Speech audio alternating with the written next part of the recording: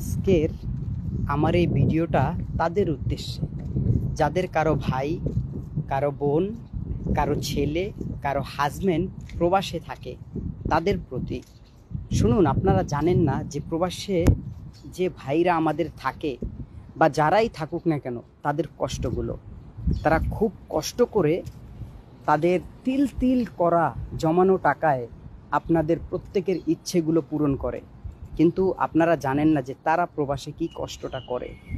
আমরা তো প্রবাসে থাকি, আমরা দেখি প্রত্যেকটা মানুষের।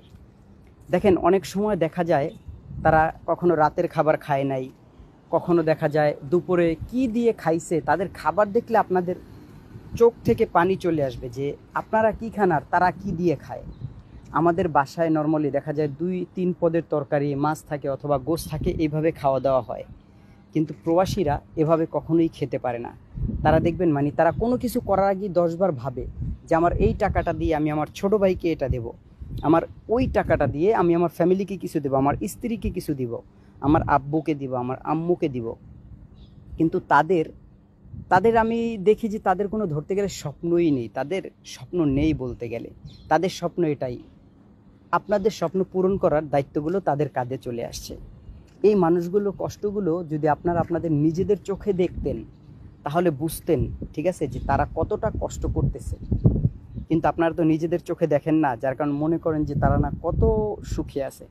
একটা জিনিস যদি ভালোও লাগে, তারা ওই জিনিসটার দিকে তাকায় না, ধর এটা দিয়ে কি হবে, এরকম চিন্তা করে। কিন্তু এত কষ্ট করে তারা যখন আপনাদেরকে টাকা পয়সা সব কিছু পাঠায়, আপনাদের দেয়া ছোট ছোট কথা বা ছোট ছোট আঘাতে তাদের মনগুলো ভেঙে যায়, তারা খুব কষ্ট পায়।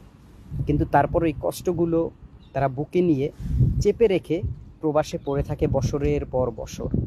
অসুস্থ হয়ে তারা যখন থাকে, তাদের কেউ খবর নেয় না। অসুস্থতা নিয়েই তাকে কাজে যেতে হবে, অসুস্থতা নিয়েই কাজে যেতে হবে, তাকে কেউ দেখবে না।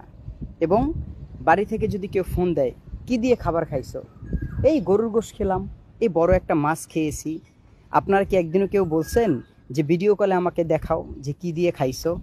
তখন দেখবেন, যদি সে দেখায়ও, দেখবেন অন্য কারো খাবার আপনাকে দেখাইতেছে। বাস্তবতা এটাই, তাদের কোনো শখ নেই। তারা তাদের সকল প্রকার ইচ্ছাগুলোকে কবর দিয়ে দিছে শুধু একমাত্র আপনাদের জন্য। ফ্যামিলি ফ্যামিলি করে, ভাই বোন, মা বাপ, স্ত্রী সন্তান, তাদের জন্য। কিন্তু আপনারা তাদের কষ্টগুলো বুঝেন না। এই মানুষগুলো এত কষ্ট করে, তাদের কষ্ট যদি আপনি একটা বার মাত্র আপনার নিজের চোখে দেখতে পারতেন, আমার মনে হয় আপনি কান্না করে, কান্না করতে করতে আপনি শেষ